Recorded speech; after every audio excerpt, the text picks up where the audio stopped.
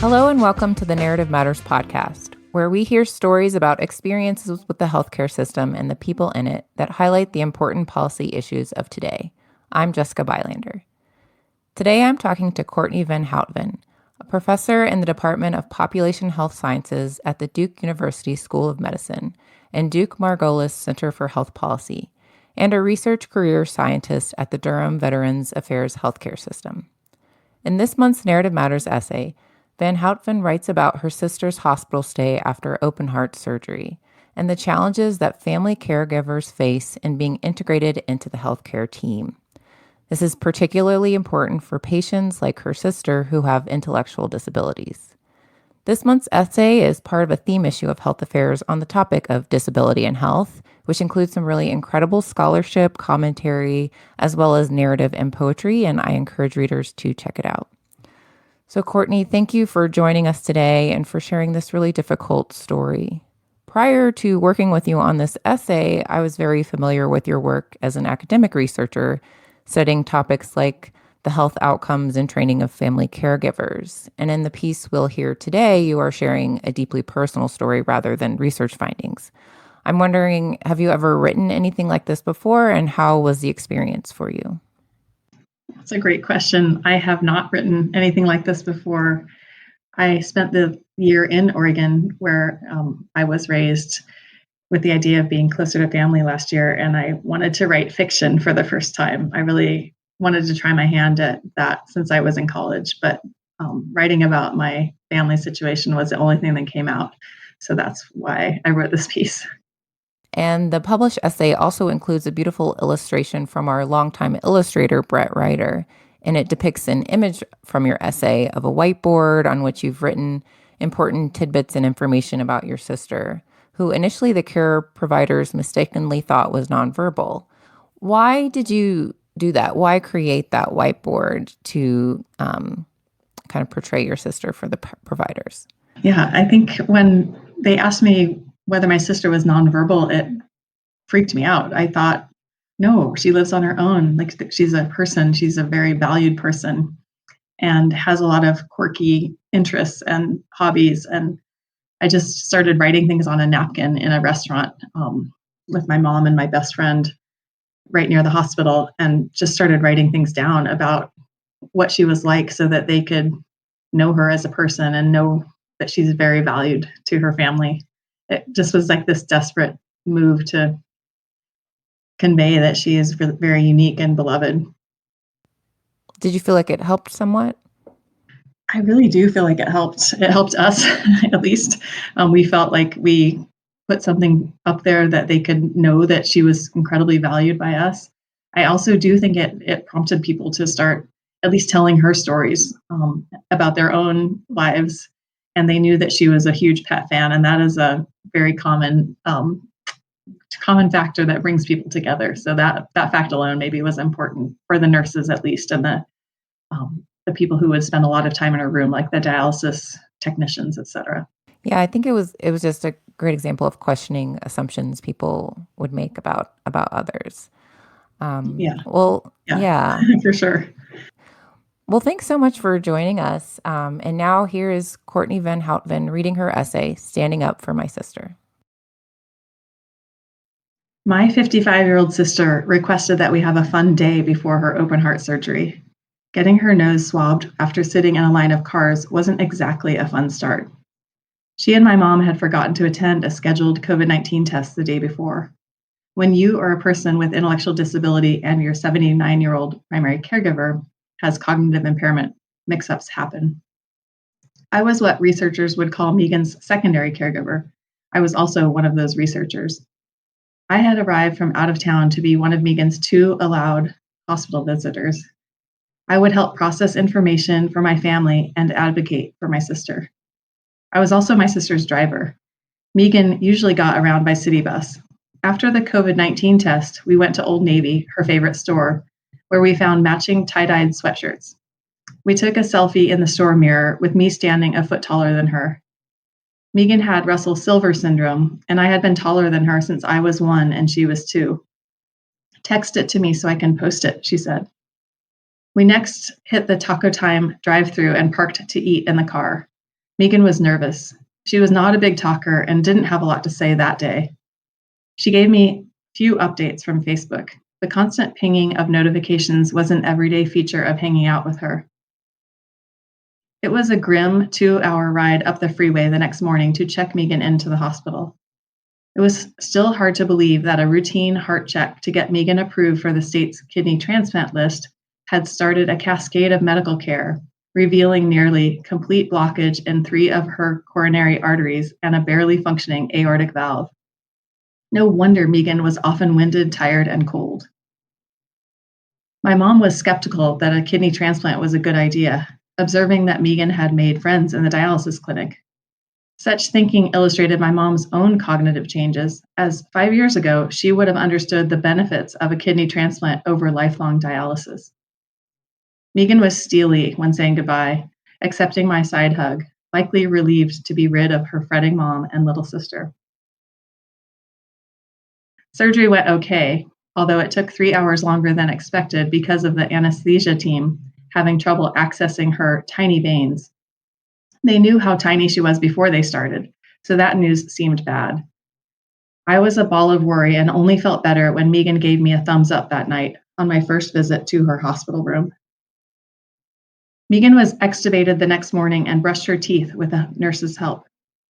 Patients were limited to one visitor at a time, so we developed a pattern in which Mom visited first and I would go next, leaving Mom reading in the lobby. I was so happy to see Megan with just an oxygen mask and no tube. She whispered phone so that I could check Facebook for her. She loved hearing all the well wishes from cousins and friends. With each message, she turned her head to the side and smiled, making me repeat certain special messages. She had me post a new update. One short day later, the intensivist called my mom and told her that Megan had sepsis, and they were going to likely have to intubate her again as she was not breathing well. My mom was confused and immediately passed the telephone to me, and the team repeated the information. This was not good news, to say the least. A few hours later, we learned that they could not avoid intubating Megan again. I visited that afternoon and held her hand, rubbed her size 1 feet to warm them up, and watched her struggle for each breath. I stood by her bed for hours. I told her about the latest song her nephew wrote, Hurricane Warning, and asked whether she wanted to hear it. She nodded, so I put the AirPods in her ears. She gave me another thumbs up. When the dialysis machine arrived, the nurses asked me to leave. One of them pointed to the whiteboard in the room where it said family and had my mom's name and telephone number. She told me that they would update us with any changes. I asked her to add my number too and to call me if the topics were complicated so that I could interpret the information to my mom. Later that night, the new shift nurse said that I could visit and updated me on how Megan was doing. Then she asked, "Do I understand that Megan is nonverbal?" No, I replied. She has intellectual disability, but she lives in her own apartment. I did not feel the need to mention her filthy microwave or the litter box that remained in the bathroom, even though her cat died 2 years ago. Before leaving her apartment, Megan had ordered, "Do not let Dad come clean my apartment." Nothing riled her up like my parents cleaning her apartment without her consent. "I won't," I said. "I promise." Was she listed as nonverbal in her chart? This had to change. Megan was an adored auntie who never missed a wedding, first communion, or baby shower. She knew the birthdays and names of the children of even second and third cousins. Until an early pandemic layoff, she worked in the kitchen at an assisted living facility and was friends with many residents. The next day, I asked whether I could write with the dry erase pen on the whiteboard on the wall. I wrote, Megan, nicknamed Muggs, auntie of 5, 37 first cousins, 22 aunts and uncles, lives in own apartment, loves cats, had a cat called Boots, loves Disney and say yes to the dress, loves Facebook, loves fish and chips, cod, not halibut, amazing sense of direction, buying pink Converse when she gets out. I could have added her love of the British royals, but it was difficult to explain just how real celebrities were to Megan. Her sobbing telephone call when Princess Diana died made me think a family member had died. She loved the Roloffs in Little People, Big World and was right there with them as they faced challenges. Megan loved her Facebook friends, cheering them through addiction, recovery, divorce, including classmates who had excluded her as a teenager. Megan annually announced on Facebook her birthday party at the local tavern, with me silently fretting that no one would come. She brushed it off when almost no one did. She did not judge the no-shows. With the information I wrote on that wall as prompts, the nurses began to talk to Megan about their pets and other items on the list. These conversations had a dual impact. They helped the nurses gauge Megan's alertness and responsiveness, and they reassured my mother and me, who desperately needed her providers to know how much we treasured Megan. Our magical thinking was that if they viewed Megan as a richly complex person, they would try even harder to keep her alive. Yet, although the whiteboard facts provoked conversation, they did not help me get my questions answered by providers. One of the senior heart surgeons came by and said to me, "Oh, are you the sister? Did you write this all down on the wall? I just love this. So great," and walked quickly away.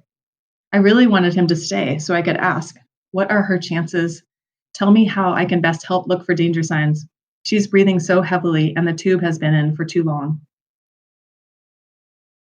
With every visit, I looked around to find Megan's glasses and put them on her. I asked each nurse, "Could you please make sure she has on her glasses?"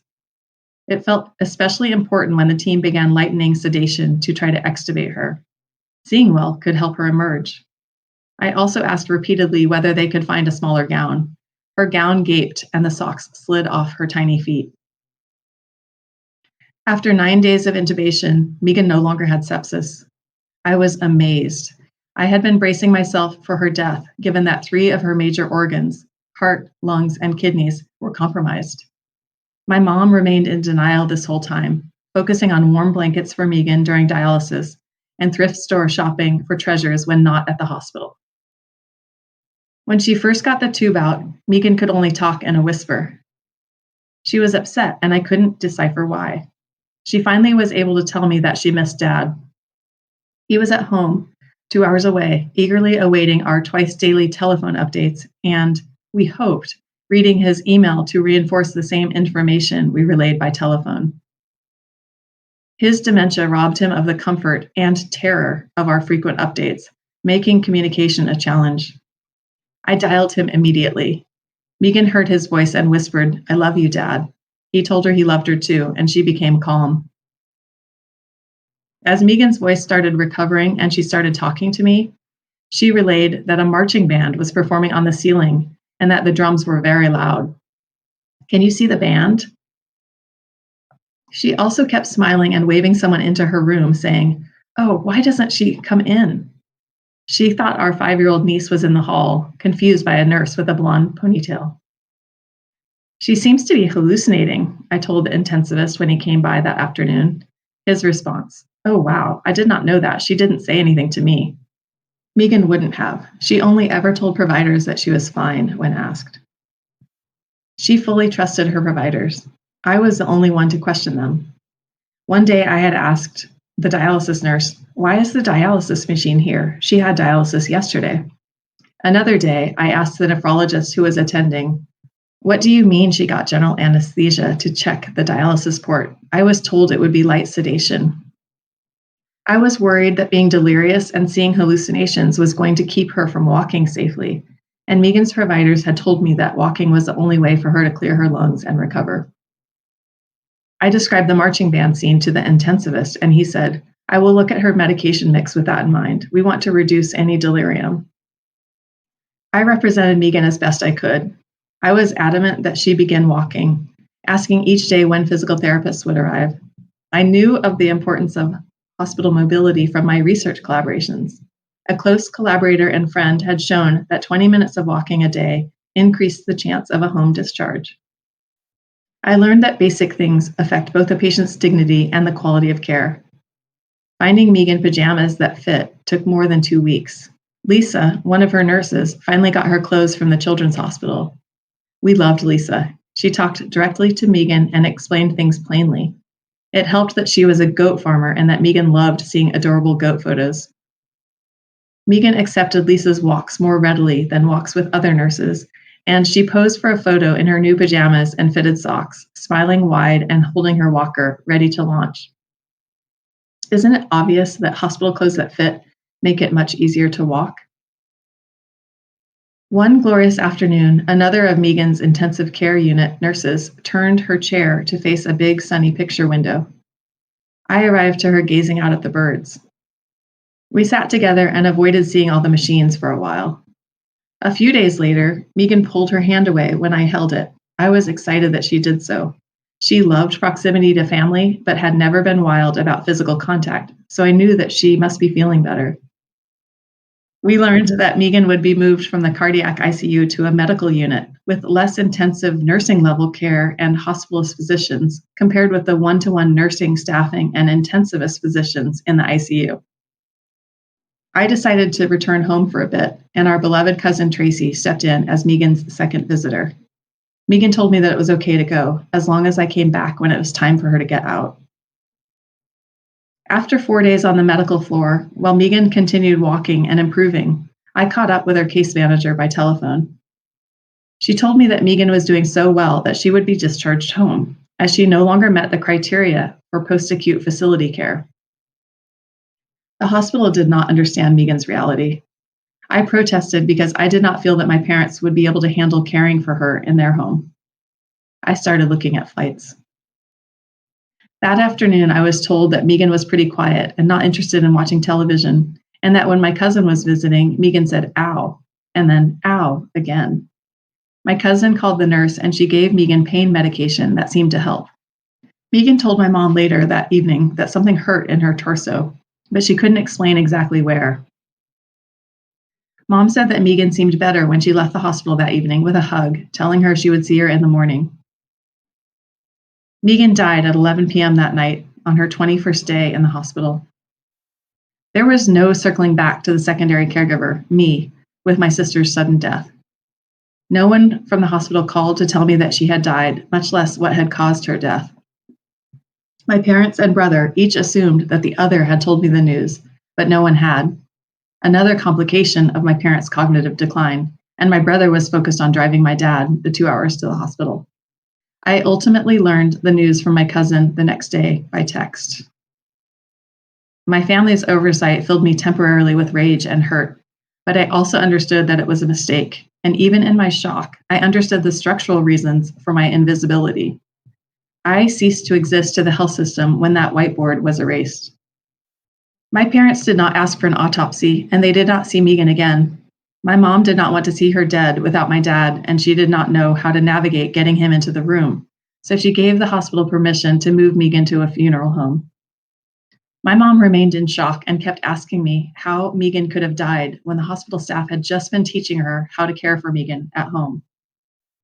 I requested a meeting with my sister's heart surgeon to try to get answers for my parents. Less than a week after Megan's death and just a few days before her funeral, my parents and I sat in their dining room and listened on speakerphone as the heart surgeon read the detailed chronology of that night's events from the electronic health record notes. He explained that he thought that her death resulted from a mucus plug dislodging from her lungs, making her heart stop. The providers could not get her heart restarted despite trying multiple times. He explained that her lungs had not cleared post-sepsis. Through their tears, my parents asked the universal question, did she suffer? I had other questions. If her nurses, my mom, and I had walked with her more, could her lungs have cleared and prevented her death? What if she had stayed in the ICU instead of moving to the medical floor, given her inability to advocate for herself and her need for more oversight? These questions, like my parents' question on suffering, did not have answers. When I think of my sister's final hospital stay, I'm grateful for the times I had by her side, trying to make her feel less alone, trying to advocate for her, but I regret that I was not able to be even more a part of her care team. Integrating caregivers into the healthcare team could confer benefits to patients, families, and even health systems. Systems could benefit because caregiver interactions with the team likely affect the quality of care and patient outcomes. This seems particularly true in the case of patients with intellectual disabilities, such as my sister. Today, health systems fail to recognize how essential caregivers are to providing the best care. Persistent challenges in communicating with family members are evidence of this failure. In acute care settings, it is sometimes critical to reach caregivers quickly, and yet modern patient EHRs have no standard place to fill in a primary caregiver's information, much less a secondary caregiver's. Standardized caregiver fields in the patient record could provide a basic first step toward integrating caregivers into the healthcare team. Ideally, such fields would specify the role. For example, next of kin might be the legal decision maker, but someone else might be the patient's best point of contact for information sharing. Many times, a patient is supported by a rich network of caregivers, and failure to take the time to understand and record their roles can mean poor communication and loss of the benefits of caregiver integration to the patient's care. Standardized caregiver fields in patient records do exist on a small scale, such as for advanced care planning, with up to 3 roles specified. But most health systems rely on family contact information on whiteboards, which is an inefficient and faulty system. It is clear from talking to providers that complex caregiver and family networks and dynamics pose challenges. It would be frustrating to take time to explain changes in status to a crying mom and then have to repeat that same information to the adult sister. What if the team had just called me first each time? Healthcare is not set up for efficient information exchange with families. Caregivers often are not visiting when morning rounds occur at a patient's bedside.